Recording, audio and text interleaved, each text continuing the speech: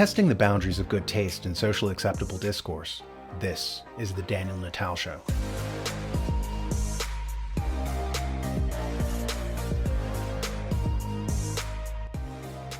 Divide and conquer is as old as Julius Caesar. In Gaul, with his troops outnumbered by Celtic tribes, Caesar hit on a brilliant strategy. Instead of fighting the Gauls as a monolithic group, he would pit different tribes within the Celtic nation against each other. By this fashion, Caesar won, despite having a vastly smaller fighting force. Economist Manker Olson writes about the organizational advantage of small groups. He called it collective action theory. So even though the Roman army was smaller than the Gauls, they maintained group cohesion and shattered the cooperation of the target group, thereby winning. On the domestic front, this strategy is employed with identity politics.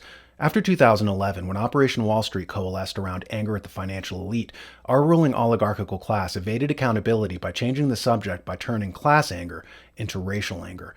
After 2011, you can see the media charged with ramping up racial division in America by rolling out terms like critical race theory, unconscious bias, white privilege, and so forth. This was explicitly designed to stoke racial antagonism, so that Americans fought each other instead of fighting the ruling elite. The CIA calls this a strategy of tensions. This technique is used not just domestically, it's also used internationally in foreign diplomacy. The British, for example, had historically maintained power by dividing and conquering. That's why when the German nation was forming, Britain made sure that German-speaking Austria didn't unite with Germany and create a powerful bloc in Central Europe. The policy of the British Empire was usually to back the second strongest power against the first. So if Germany was ascendant, they'd back the French against the Germans. If the French were ascendant, they'd back the Russians against the French. If Spain was on top, they'd back Germany against Spain, and so forth. Here's an old British TV show called Yes, Minister that explains. Just let the Foreign Office realise what damage this will do to the European idea. Well, I'm sure they do. That's why they support it. Well, surely the Foreign Office is pro-Europe, isn't it? Yes and no. If you'll forgive the expression. The Foreign Office is pro-Europe because it is really anti-Europe. The civil service was united in its desire to make sure that the common market didn't work. That's why we went into it. What are you talking about? Minister, Britain has had the same foreign policy objective for at least the last 500 years, to create a disunited Europe. In that cause, we have fought with the Dutch against the Spanish, with the Germans against the French, with the French and Italians against the Germans, and with the French against the Germans and Italians. Divide and rule, you see. Why should we change now, when it's worked so well? Why all this is important to understand is that it goes a long way toward explaining what's happening right now in the world. Historically, whoever controlled trade and the naval trade lanes was the dominant world power. An emerging threat to that is China's proposed Belt and Road project, also called the New Silk Road. It's going to link Beijing to Europe over the Central Asian republics. If this goes through, then a lot of trade will happen over this land route instead of over naval trade lanes, diminishing America's global power. From America's point of view, this can't be allowed to happen. Journalist Pepe Escobar put it bluntly. Cue to the Russophobic hysteria in Anglo-American media about the Russia-China strategic partnership. The mortal Anglo-American fear is Mackinder, Mann, Spikeman, Kissinger, Brzezinski all rolled into one. Russia-China as peer competitor twins take over the Eurasian landmass. The Belt and Road Initiative meets the Greater Eurasia Partnership, and thus rule the planet, with the US relegated to inconsequential island status, as much as the previous rule Britannia. England, France, and later the Americans had prevented it when Germany aspired to do the same, controlling Eurasia side by side with Japan from the English Channel to the Pacific. Now it is a completely different ballgame. So Ukraine, with its pathetic neo-Nazi gangs, is just an expendable pawn in the desperate drive to stop something that is beyond anathema from Washington's perspective. A totally peaceful German, Russian, Chinese New Silk Road. So what we're watching is the same old divide and conquer strategy of tensions technique to pit Germany against Russia and sabotage the New Silk Road. Here's the paradox.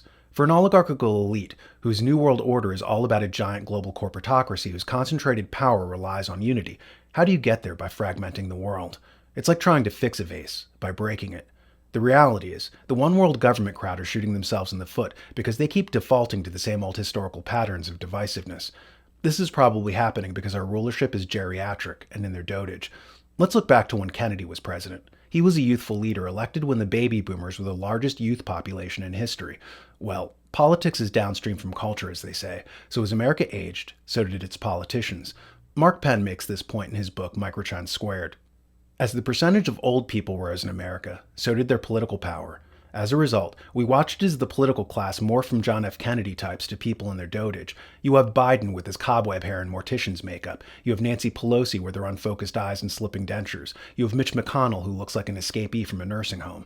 Listen to one analyst here talk about how this so-called New World Order may be hampered by the incoherent thinking of a geriatric ruling class. They were so out of touch with the actual economic position of most Americans. They actually believed that Americans had it better than they actually did. And Americans the middle class already disappeared. And they had gone, the American ruling class had gone into a post-material reality where everything was notional reality. So that the fact that Americans are notionally middle class, even though by many global matrix they're in poverty, they thought that that concept of being middle class would make them not want to lose what they had and would go along with the reset. It's tempting for people to want to think that they planned that people would push back, and it's like you're fishing and you let the lure out and you reel it back in. No. They just go for the thing. So it's not like it's all a plan, and no matter how much you push, that's part of the plan. They might talk like it is to gargoyle affect your ass, but they actually don't have as much power as you think. So when you keep pushing and then you resist it, people have way more power in solidarity when they stand together against these things than they think they do.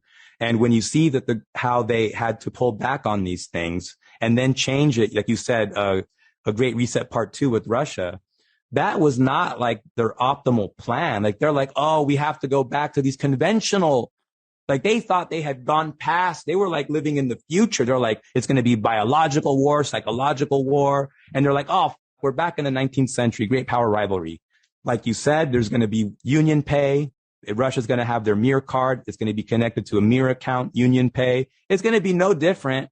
There's Russian PayPal. There's Russian everything. There's Chinese everything.